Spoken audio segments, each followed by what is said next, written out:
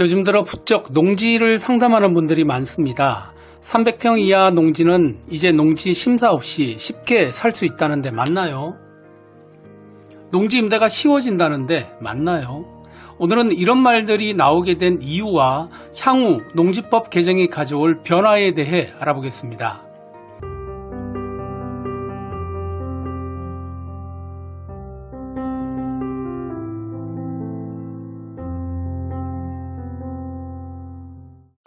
2026년 대한민국 농지법이 조용하지만 굉장히 중요한 방향으로 바뀝니다.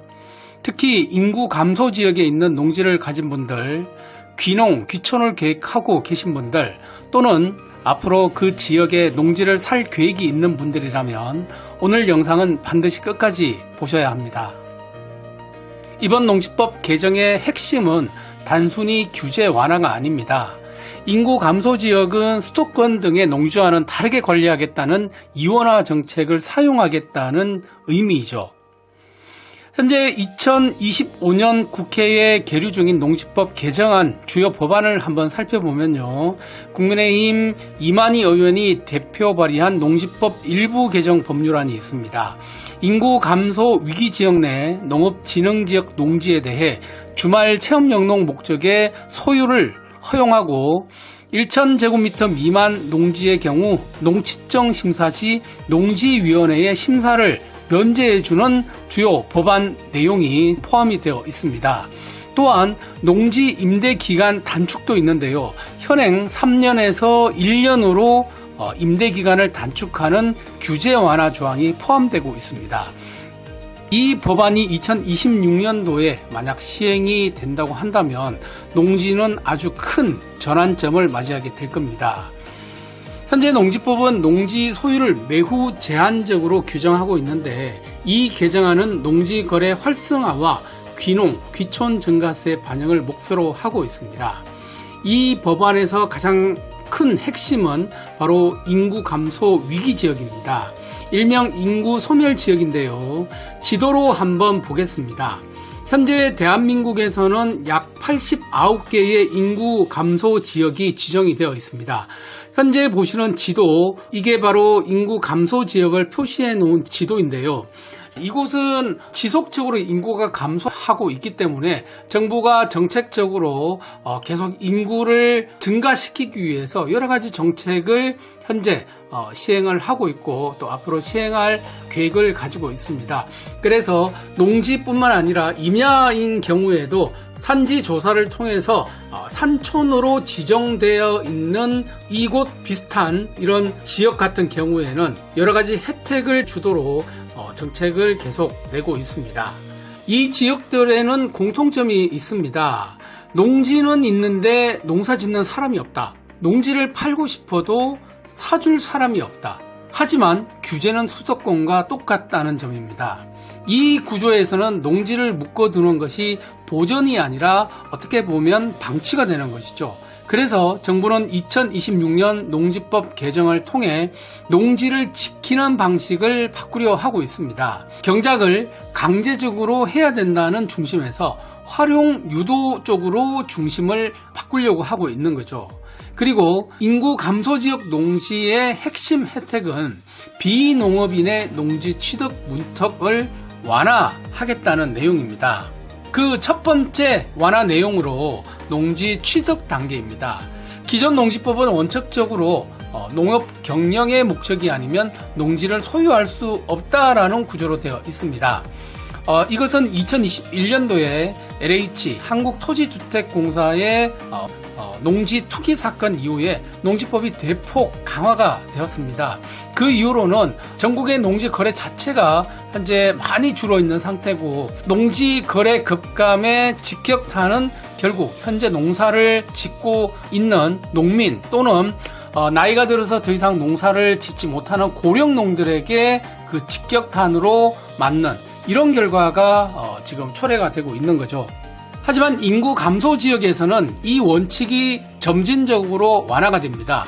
2026년 개정안의 핵심 방향은 이겁니다. 인구 감소 지역에 한해 직접 경작이 아니더라도 장기 임대 또는 지역 농업 유지에 기여를 한다면 농지 취득을 허용하자는 것입니다.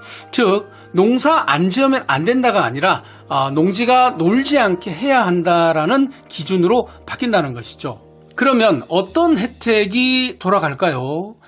인구 감소 지역의 농지 임대 규제 완화는 농지 임대에서 확인할 수 있습니다. 현재 농지 임대는 예외 규정이 많고 특히 외지인의 경우는 제약이 아주 크죠.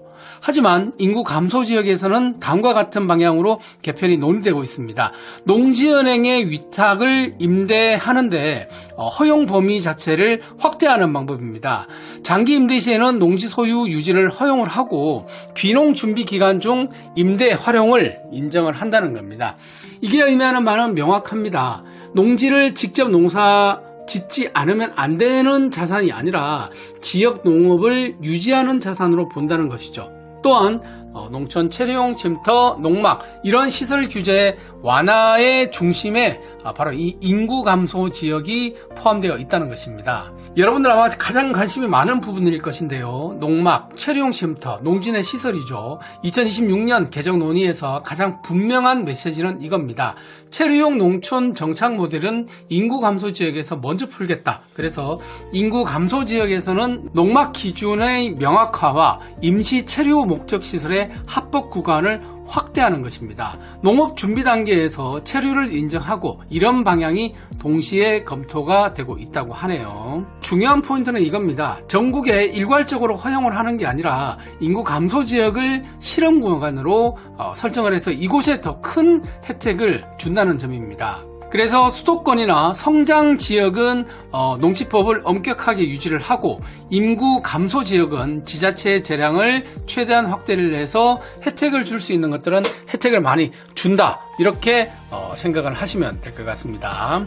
따라서 같은 농지라도 인구 감소 지역에서는 지역 활력 목적, 귀농 귀촌 유입 목적, 농촌 체험이나 체류의 목적 이런 사유가 있다면 심사가 훨씬 유연해질 가능성이 크다는 겁니다. 만약 여러분이 인구 감소 지역 농지를 이미 가지고 계시거나 앞으로 매입을 검토 중이라면 2026년 농지법은 규제가 풀리는 법이 아니라 어떻게 보면 농지의 판이 조금 바뀌는 그런 해라고 보시면 될 것 같습니다. 현재 농지법 개정이 되어서 실시가 되고 있는 법도 있습니다. 2025년 12월 1일 농림축산식품부에서 농지법 개정안 일부가 통과가 돼서 현재는 농지 전용 절차 없이도 농지 이외에 화장실, 주차장 등 농작업 편의시설을 설치, 허용하는 근거를 마련을 했습니다. 자, 결국 이렇게 하나씩 바뀐다고 지금 보시면 되고 2026년도에는 제가 처음에 말씀드렸던 세 가지 내용 이것들 아주 큰 법안이라고 저는 생각을 합니다. 일반인들이 농지를 조금 더 쉽게 살 수 있는 이런 방법들을 법으로 제정을 해서 틀을 마련해 준다는 것에 큰 의미가 있을 것 같습니다. 자, 농지법 계류가 되고 있는데 2026년도에는 꼭 시행이 되길 바라면서 시행이 된다면 빠르게 또 소식 여러분들에게 전해드리도록 하겠습니다.